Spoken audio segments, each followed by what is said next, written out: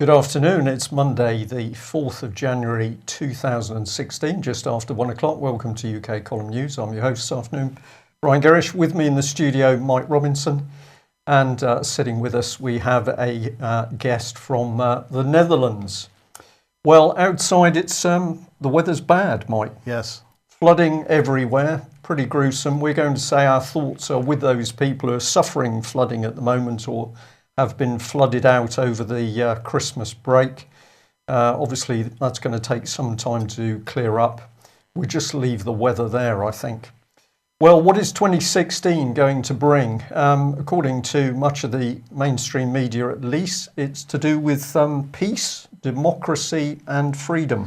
Is that what you're seeing, Mike? Absolutely. We've got a Happy New Year has been sent from Saudi Arabia to at least 47 people who've had their heads cut off, apparently.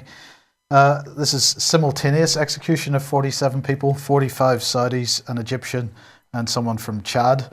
But it's okay, though, because, most of these were allegedly Al-Qaeda terrorists. Not sure if they were good Al-Qaeda terrorists or bad Al-Qaeda terrorists, but it's all okay. Would they have been Daesh?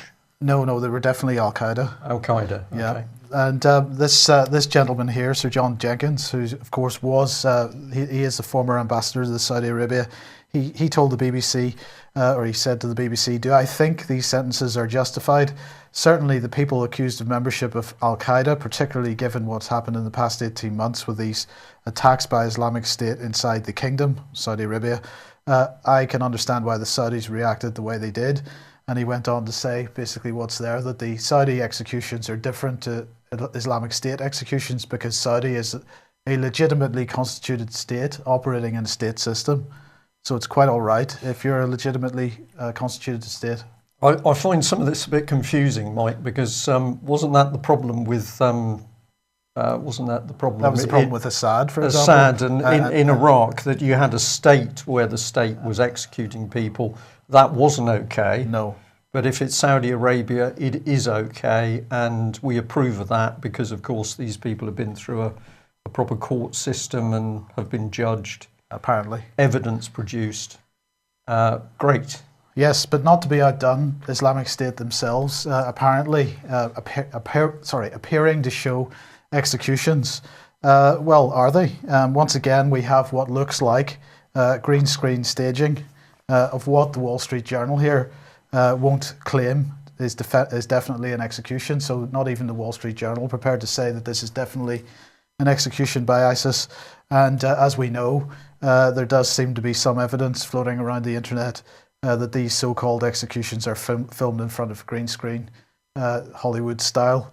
But anyway, getting back to Saudi Arabia, there seems to be plenty of pressure coming on, which is good. Not only to reveal how they achieved their honoured status on the UN Human Rights Council when they behave in this type of way, but also not mentioned by this article, but also for the release of the 28 redacted pages of the 9/11 report, which seems to describe, allegedly, what Saudi's role was in that particular event. And of course, that was the event that kicked all this stuff off in the first place. So there seems to be a bit of a backlash, perhaps unsurprisingly, following what they did on the 1st of January. I think people are simply beginning to wake up and see through this thing, Mike. Yeah. I couldn't resist tweeting out over the Christmas break this independent headline from some time ago, but David Cameron attempts to defend squalid deal with Saudi Arabia in excruciating interview with Jon Snow. Why would it have been excruciating? Because, of course, David Cameron couldn't possibly have justified the fact that we're dealing with Saudi Arabia in this way. But of course, who's pulling his strings? Big Saudi money. The banks depend on the oil trades, and who controls our prime minister? It's an interesting question. It must take us towards war, which is his favourite hobby. Well, indeed. Now, this is an interview given by Lieutenant General Michael Flynn, retired, obviously, former Defence Intelligence Agency director. He was fired by Obama after the Defence Intelligence Agency admitted in 2012 assessment that U.S. policy was building up ISIS. So basically, Flynn was pointing out that Obama was arming ISIS and so on, and he continues to do so. So this article in the Saker here was originally published on a Russian website, but he's saying here, when I look at what's going on, how things are, I can see that a huge threat hangs over us. The direction in which we're currently moving leads to a widening of the conflict, to a major war. The closer we are to it, the higher the risks, the higher the price, the more limited our choices. So now it's important that we work together, the United States and Russia, to determine whether we can develop more opportunities together to stabilize the situation. Of course, he's absolutely speaking out against Obama's policy, which is to do the absolute opposite, which is Obama's policy is to sideline Russia, not get engaged with Russia in any way. Again, he is once again in this article pointing out that it is the United States that is arming ISIS in the first place. But of course, we don't need to worry because we've got this new website from the Foreign Office, and that's telling us the 5 ways that the global coalition is defeating Daesh. And so everything is perfectly fine. We've got the global coalition tackling the flow of foreign terrorist fighters. No doubt they're putting Lynn Homer in charge of this. We will be giving Lynn Homer a special mention tomorrow because, of course, she's been made a dame. If you don't know who this lady is, she's the lady who presided over the total collapse of the UK border agency. We're now talking about privatising at least the passport part of the border agency. And the woman who's helped create the chaos necessary to bring in the privatisation, well, she's been made a dame. As you do. Yes. So anyway, no doubt she'll be put in charge of this. And the Global Coalition is supporting efforts to reconstruct areas liberated from Daesh control, apparently. So that's good. Some nice fat contracts for some fat cats in the City of London and United States, no doubt.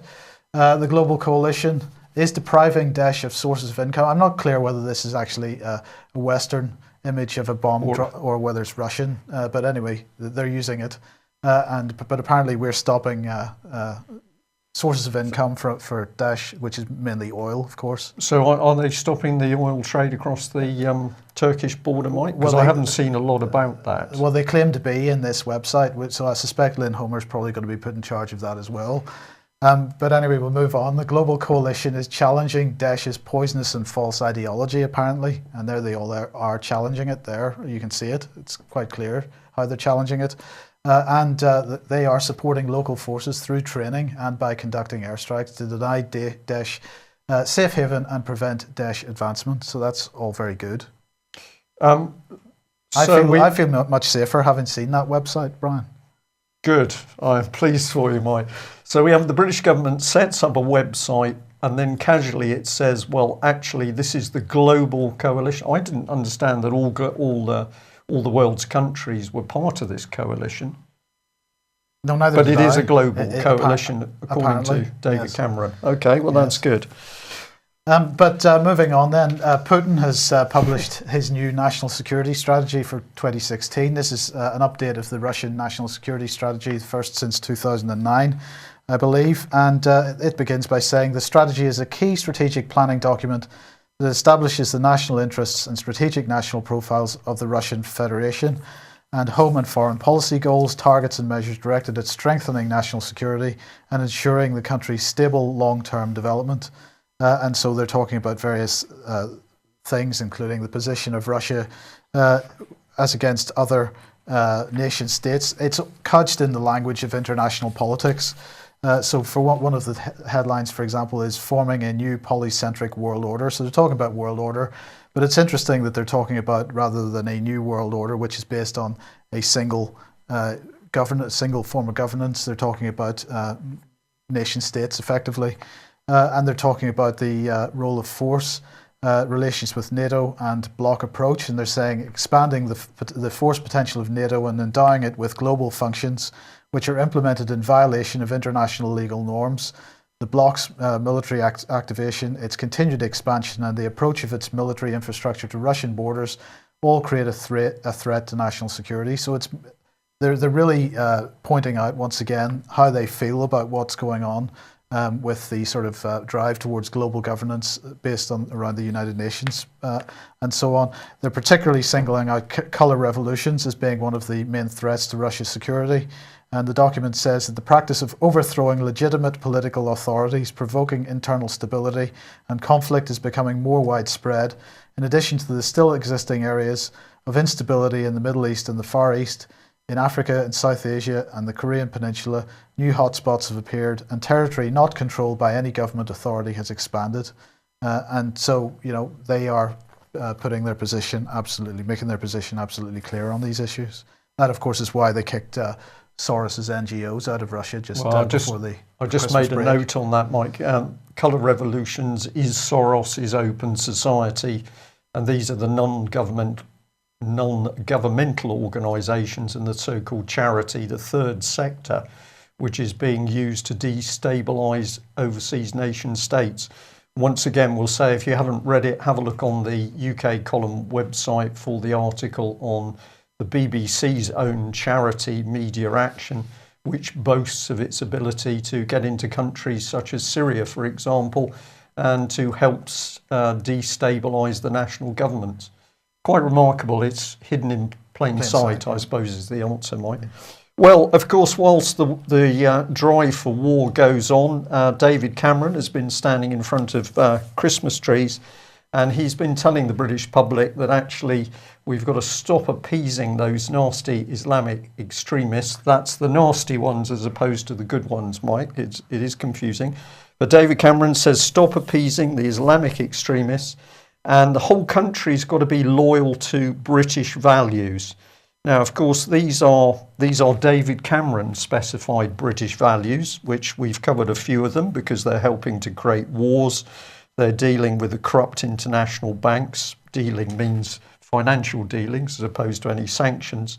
But you've got to follow David Cameron because he is the man who is pushing out the British values. And of course, his Cabinet Office will have been approving the honours given. So let's have a look at one of David Cameron's British values. Well, here she is, because it's Jacqueline Gold, who is the boss of the Ann Summers sex shops, and she's been given the CBE. So she's been given an honour. This is a British value, and of course, what has she done? Well, apart from importing millions of sex toys, she's also been donating to the Conservatives. So just so that our international audience has got this clear, follow David Cameron, and if you donate to the Tory party, let's bring him in again, here he is, then he is going to honour you. It's a good system, Mike, isn't it? I'm proud as a former military officer to be living in a country where David Cameron's values, which are giving honours to people running sex shops, this is clearly the priority. Well, somebody else has picked up on this, because the Telegraph here saying that British patriotism is a loyalty rooted in democratic heritage. Brilliant headline, that, because what it's really saying is if you don't agree with the government line, then you're not loyal, you're not a patriot. You must agree with David Cameron. Presumably you must support the Ann Summers sex shop. That goes hand in hand. Few people are a bit cautious. People who Mr. Cameron does not mean to target with his agenda could be caught up in it because they fail to measure up to standards of political correctness.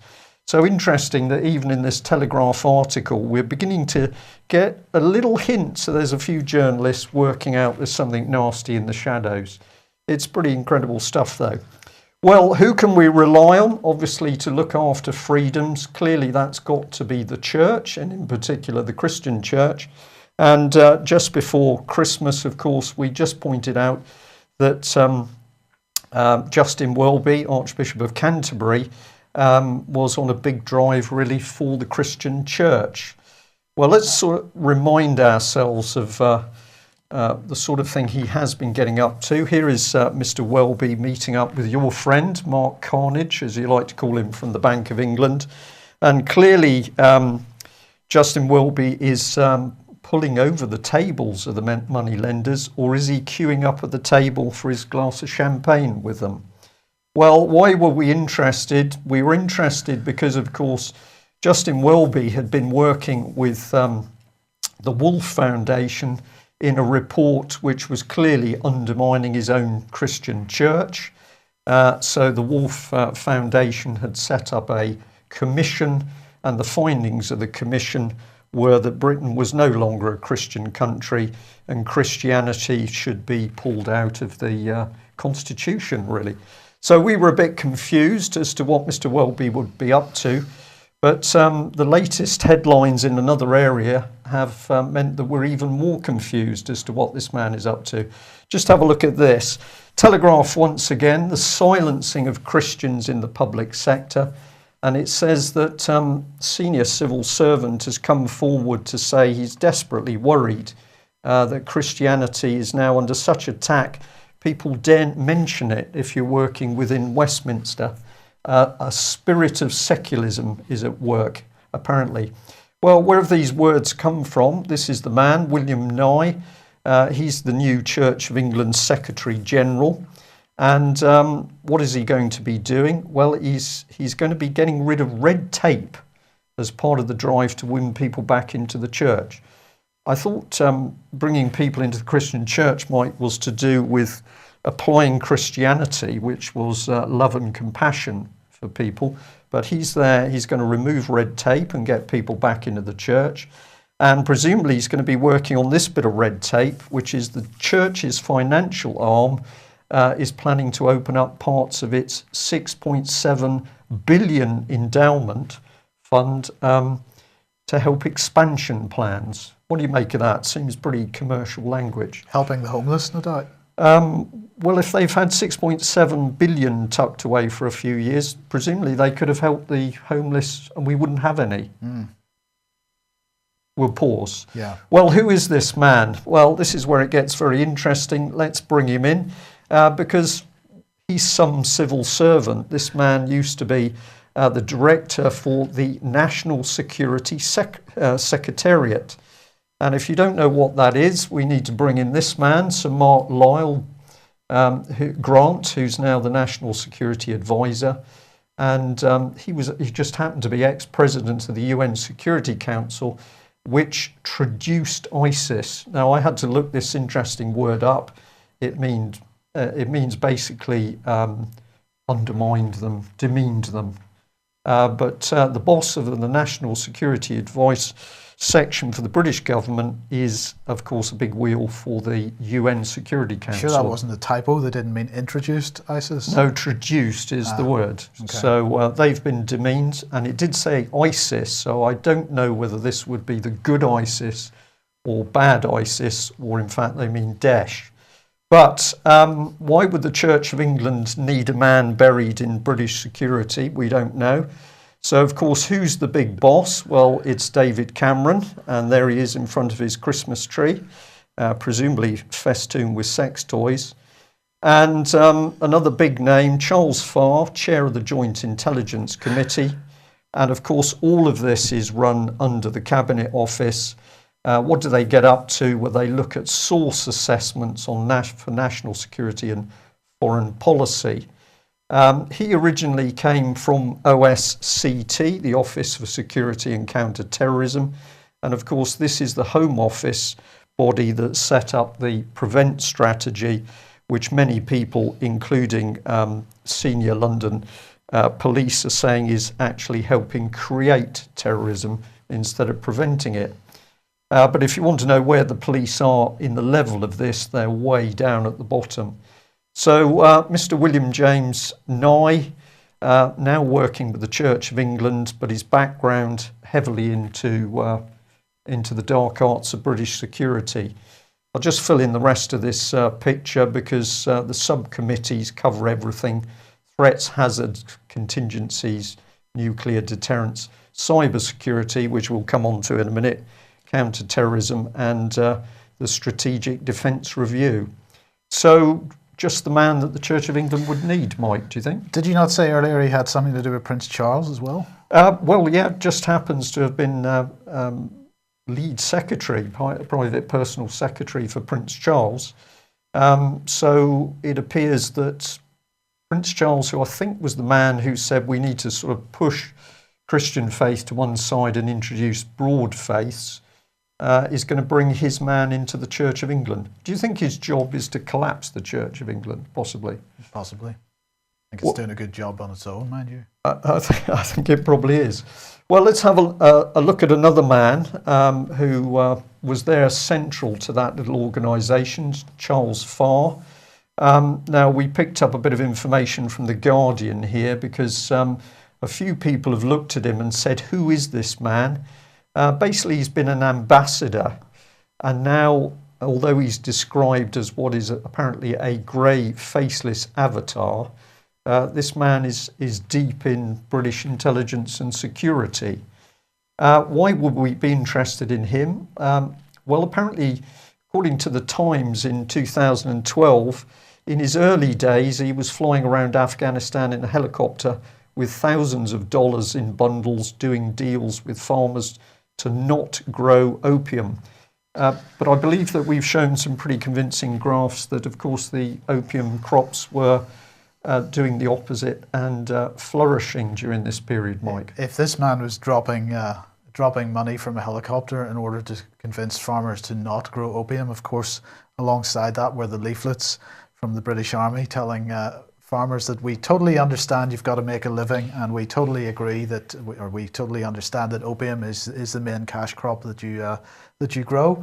So go right ahead. So I think that what's actually happened here is that this man has dropped money on the heads of these people in order to help finance the growing of that opium in the first place. Okay, well, before we take him off the screen, of course, we'll just point out that he's apparently also had a relationship. I think that means he's been in bed with a lady called Fiona Cunningham, special advisor to Theresa May, special relationship. It's all very incestuous. Very incestuous. So the man who's providing security advice just does it, on the pillow, basically. Okay, no worries there. But unfortunately, this is the gentleman also who took the initial Quillam report, which was talking about extremism, Islamic extremism in UK. Let's bring him in again. Here he is, Mr. Farr. And Quillam was the organisation. And of course, this brings him in close to EDL leader Tommy Robinson, who mysteriously was tied up with the BBC and the Quillam organisation. This is pretty, as you've said, incestuous stuff, Mike. We've got people in British security and intelligence telling us that every Muslim wants to murder us in our bed, setting the policy, and yet we have no idea really where these people come from, what their views and values are. Well, we just remind people that, of course, Alex Jones was promoting Tommy Robinson fairly recently. We're not sure why he was doing this, but we think that maybe Mr. Jones needs to do a little bit of deeper research into the connections between Tommy Robinson and the BBC and Quillam, and it would appear British intelligence. But we'll see where that goes. So just to give a reminder, remember, of course, that Malcolm Rifkin was removed as chairman of the Parliamentary Intelligence Security Committee. A little bit of trouble with a few Chinese companies, apparently. Big organisation. You'll see why we need to keep this in the public domain at the moment, because we need to know what these people are doing in the background. And we pointed out, we should remember, of course, that the whole thing is headed by David Cameron, who has professed his loyalty, or declared his loyalty to Israel over and above UK. So, of course, Rifkin's out and Dominic Grieve is in, another barrister brought into the thing, and Philip Hammond replaces Wicked Willie. Wicked Willie as Foreign Secretary. And there's the headline: David Cameron pledges his unshakable support for Israel. So he's not working for British values at all, Mike. So it seems. Okay. Well, what have these people got in store for us in 2016? Well, they're going to put more people in prison. And thank you very much to our viewer who pulled this out. Social media bosses face 2 years in jail if they warn users MI5 is watching them, after ministers lose patience with the tech giants. So we've got international companies. They're not doing as David Cameron wants. And what's going to happen is apparently bosses at Twitter and Google are going to be put in prison. I'll believe that one when I see it. Well, maybe, but preferable to having their hands chopped off, of course. It gets better because the Mail here came out with this one, time to dump passwords. They're too weak, they're a breach of cybersecurity. And it said that experts were calling for the use of fingerprints to make us safer online. Well, who was calling for this? It was the accountancy firm KPMG. We did a little bit of research. It took about 30 seconds to discover that their man was David Fabracci. And what is his background? Well, it just happens to be UK Ministry of Defence.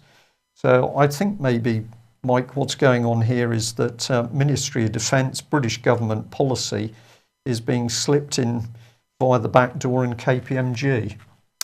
And if you don't think that's possible, well, just have a look at a budget that these people are working to, because according to the government's own information, they've got £860 million, nearly £1 billion allocated from 2011 to strengthen UK cyber security. I think that means spying on us, doesn't it? Yeah. Who's the man driving it? Well, it's none other than Oliver Letwin. This is the man controlling Conservative policy, controlling the Conservative Party, and controlling effectively the British government. We've warned about this. Interesting to see that the Mirror picked up on the 30th of December, and they got hold of a leaked document, a released document from about 30 years ago, where Oliver Letwin was basically saying, never mind the policy that white people have had to live in for years, it's the attitude of black people that's wrong. Was this one of the documents Letwin was trying to throw in a bin at the time? No, he was throwing away defence documents at the time. Anybody else, certainly military people, would have been on a pretty severe charge or been in prison. He was simply throwing the documents away in the waste bin of a London park. What these documents reveal, as the Mirror says, is a pretty vicious racist attitude at the very heart of the Conservative administration. This is the man, former NM Rothschild employee, with a pretty despicable view on people who are not white. And we'll just remind people once again the power of this man buried in the Cabinet Office, and the very same man who wrote a book, Privatising the World. I think that included the NHS itself, Mike. Yes. Where do we go from that? Money, I suppose. Because, it's Happy New Year from the banking sector as well, as the brave new world of bail-in comes into force. This EU bail-in policy came into force on the 1st of January. And this is Hugo Dixon writing this in Reuters. He's a columnist. And wrote a book, The In-Out Question Why Britain Should Stay in the EU and Fight to Make It Better. Well, I don't quite agree with that, but anyway, he's making the point that the European Union has entered a brave new world of bank bail-ins. At the start of 2016, Europe has wasted so much taxpayers' money on bailing out bust banks in recent years that it's right to try to get investors to help foot the bills in future. However, this tough new regime carries big political risks, and he goes on to talk about the difference between bailout and bail-in, and really suggesting that bail-in is such a great thing that we don't need to worry, because it's only people that are either investors in the banks or people that have uninsured deposits with the banks that are going to suffer from this. So we don't need to worry, because anybody with more than 100,000 euros in their bank account will be fully insured. That's a pile of nonsense. Everybody knows that's a pile of nonsense. There isn't enough money in these insurance schemes to cover that in the event of a large bank failure. And really the point that's being made by many people now is that 2016 is looking very much like 2007. So this is Market Oracle running a forecast by Graham Summers called The EU's Banking System Will Crash in 2016. And he's really pointing out that negative interest rates and expanding quantitative easing by the European Central Bank, which is now leveraged to 26 to 1, and this is the amount of debt that's being carried, and that really rivals what was going on with Wall Street banks at the end of 2007. And this is a sentiment being echoed by many others, including Liam Halligan here, saying another Lehman collapse is the biggest threat we face. He's talking about the economy in general, but really pointing out how it's the banking system that is of greatest concern, because of course the banking system was never sorted out after the 2008 crash.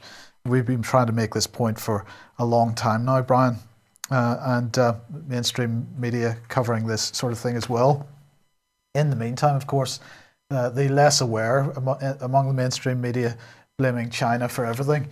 China's manufacturing worsens in December, according to a survey.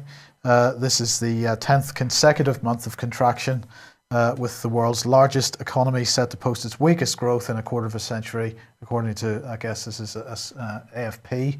And this is the Caixin Purchasing Managers Index, which tracks activity in the factory and workshop sector. Now, of course, China being blamed for this, but as we've said many times, this is nothing to do with China. China's economy mainly an export economy.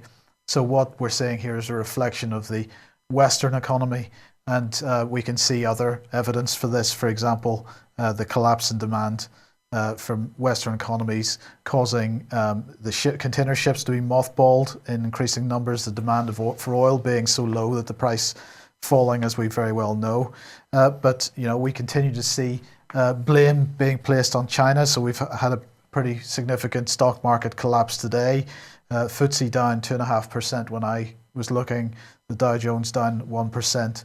The Nikkei down 3%. The DAX down 3%. The CAC down 2%.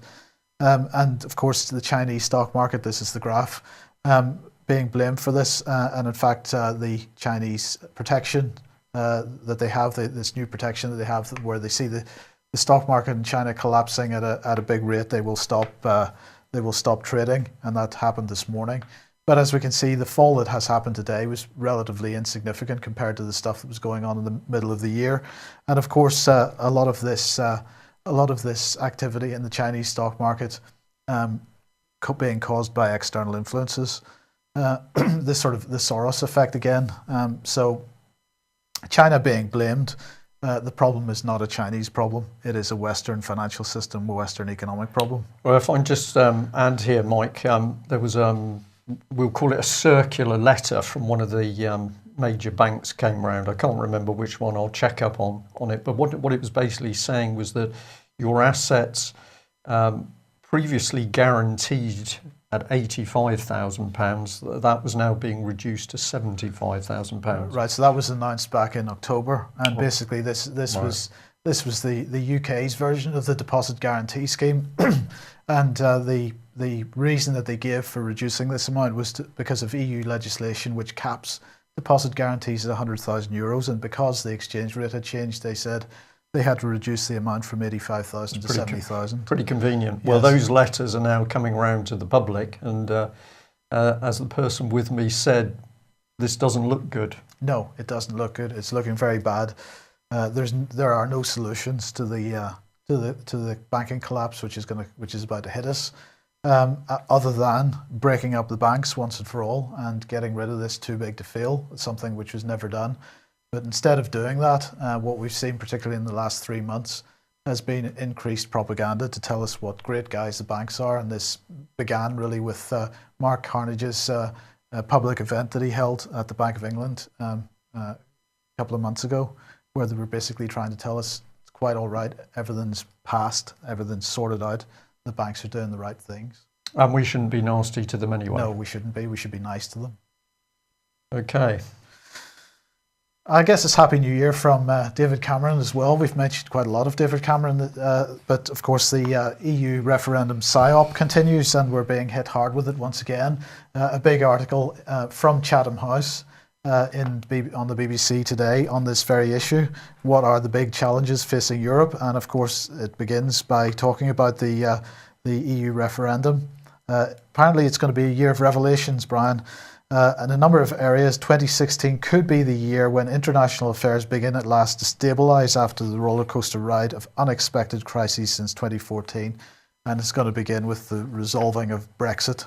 And it's possible that the British people, according to Robin Nisbet here, sorry. It's possible that the British people could get a vote as early as June on whether the country should remain in the EU or leave. This will be a seminal moment, not just for the UK, but for the EU as a whole.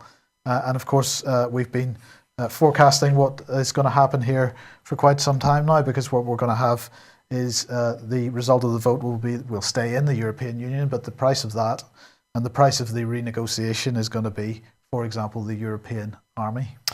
Well, privatisation of British border controls, that's pretty easy to see where that one goes, because that allows integration with the EU to be done under the radar and even quicker.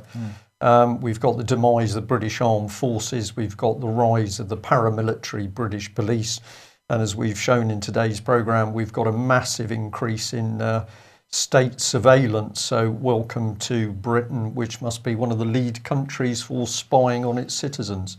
So I think David Cameron's done a good job in his time that he's been in, Mike. All the people who voted Conservative must be pretty pleased with the results they've got. Hope so. I hope so. Well, don't be shy. If you would like to help the British economy and win an award at the same time, then probably the best thing to do is to open up a sex shop, and you can be sure that David Cameron and his Conservative Party will give you full support. I think that's a good start for 2016. A mention for Ian Crane. Yes, Crane Report and Fracking Nightmare on tonight, so 7:30 ukcolumn.org/live. Hope to see you there. And I presume that Ian Crane will be mentioning the fact that he had little altercation with Devon and Cornwall Special Branch. I think they identified themselves as a little bit unhappy that he's speaking out on fracking. Well, this is the situation in Britain today. If you don't agree with David Cameron, presumably we can all expect a little visit from the secret police. Well, there we are, 2016. Welcome to Britain, welcome to the new year. We'll be back same time tomorrow with an update on what's happening. Thanks for joining us. Bye-bye.